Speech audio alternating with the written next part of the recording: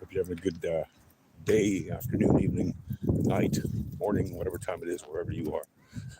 And welcome back to the channel where I talk about things. And in this installment of my videos, um, I'm going to be addressing something that I occasionally talk about, which is the war here in Israel with Hezbollah. And the war between Israel and Hezbollah obviously has been going on since, well, for many, many years, but actively, the latest phase of it started on October 8th, 2023, when Hezbollah indiscriminately started firing complaint cylinders into Israel to show some kind of solidarity with their scumbag terrorist friends in the Hamas who attacked Israel in a horrifying act of brutality on October 7th, right, the day before, in 2023. And ever since October 8th, 2023, there have been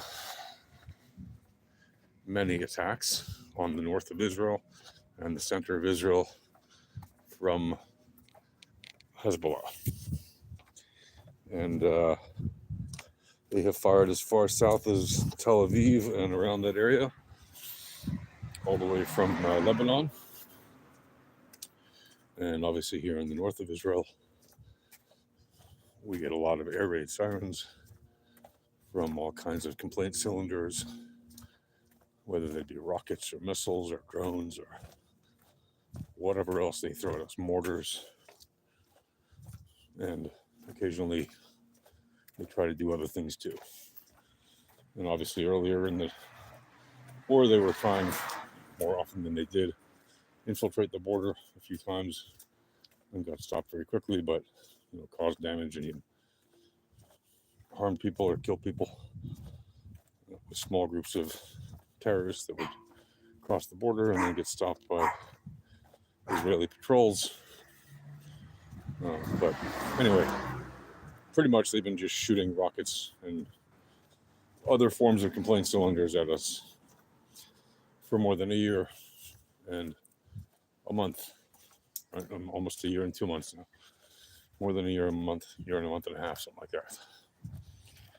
And now, in the last couple of weeks, there has been another attempt, pretty much the final attempt by the Biden administration to send an envoy to the Middle East to negotiate a ceasefire between Hezbollah and Israel.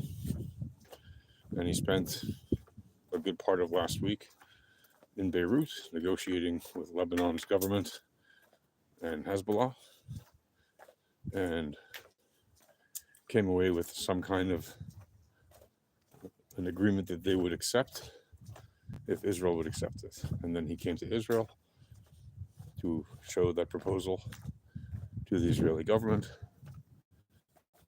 And within the last phase or so, Israel basically saw the offer, considered it, and the government made the decision that it could accept the terms of the ceasefire. But before it does, the Prime Minister wants to present that offer to the Israeli people to see, I guess, what Israel's reaction is to that offer. And the offer is basically that there'll be a ceasefire, and then the Hezbollah will move north of the Litani River, which they're supposed to do anyway, according to the UN resolution 1701, which they signed 18 years ago in 2006, and they never adhered to. And then Israel will have some kind, and there'll be some kind of other organization led by the US and maybe France to enforce it. And then Israel will have some kind of free military mobility to make sure that it's enforced if the intermediary organization does not enforce it, and if Hezbollah violates it. We'll see. I'm not losing sleep over it. The old expression. Well, I don't want to get into that one, but basically, I don't trust terrorists. Okay. Why would I? Why would anybody?